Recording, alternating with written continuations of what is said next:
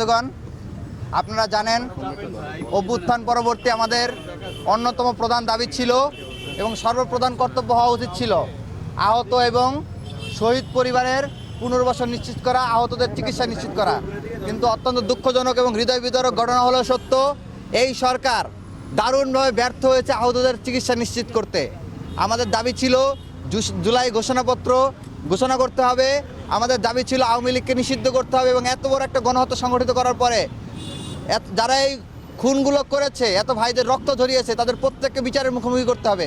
শাপলা গণহত্যার বিচার করতে হবে, পিলখানা হত্যাকাণ্ডের বিচার করতে হবে, 28শে ফেব্রুয়ারিতে যে গণহত্যা চালানো হয়েছে সেটির বিচার করতে হবে, 26শে মার্চ মোদি বিরোধী আন্দোলনে যে গণহত্যা চালানো হয়েছে সেটির বিচার করতে হবে। আমরা দীর্ঘদিন যাবৎ সেই দাবিটি জানিয়ে আসতেছিলাম, কিন্তু অত্যন্ত দুঃখজনক হলে সত্য, সরকারের পক্ষ থেকে বারবার বলা হচ্ছে তারা আওয়ামী লীগ নিষিদ্ধ করতে চান না, আওয়ামী লীগ নিষিদ্ধ করাকে তারা পছন্দ করেন না, সমীচীন মনে করেন না।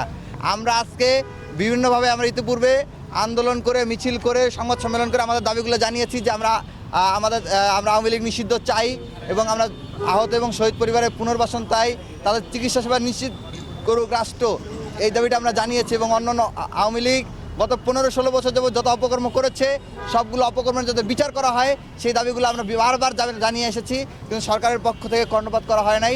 আমরা এটার সর্বশেষ ফর্মাল প্রক্রিয়া হিসেবে আমরা আজকে স্মারকলিপি নিয়ে আসছি। আমাদের স্মারকলিপির মাধ্যমে আমরা আমাদের দাবিগুলো আবারও রাষ্ট্রের কাছে ফর্মাল ওয়েতে পৌঁছে দিব আজকে, এবং পরবর্তীতে যদি আমাদের দাবি মেনে না হয় সেক্ষেত্রে আমরা খুব শীঘ্রই আমরা আন্দোলনে ঝাঁপিয়ে পড়ব। আমরা ইতিমধ্যেই আপনারা জেনেছেন যে আমরা জুলাই রিভাইভ কর্মসূচি ঘোষণা করে সকল জুলাই অভ্যুত্থানের শক্তিকে ঐক্যবদ্ধ করার ক্ষেত্রে কাজ করেছি।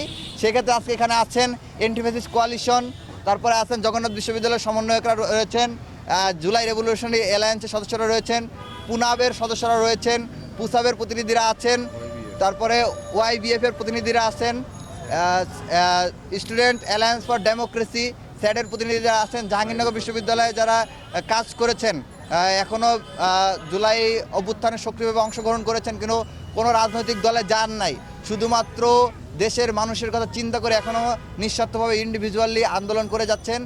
সেরকম জাহাঙ্গীরনগর বিশ্ববিদ্যালয়, প্রাইভেট, জগন্নাথ বিশ্ববিদ্যালয়, বুয়েট, ঢাকা কলেজ এবং চট্টগ্রাম বিশ্ববিদ্যালয়, রাজশাহী বিশ্ববিদ্যালয় সহ টাঙ্গাইল, আপনার উত্তরা অঞ্চলে যারা আন্দোলন করেছেন, রামপুর অঞ্চলে যারা আন্দোলন করেছেন, মোহাম্মদপুর জোনে যারা আন্দোলন করেছেন, নারায়ণগঞ্জ, সিদ্ধিরগঞ্জে যারা আন্দোলন করেছেন, এরকম সকল গ্রুপকে আমরা কানেক্ট করার চেষ্টা করেছি ইতিমধ্যেই।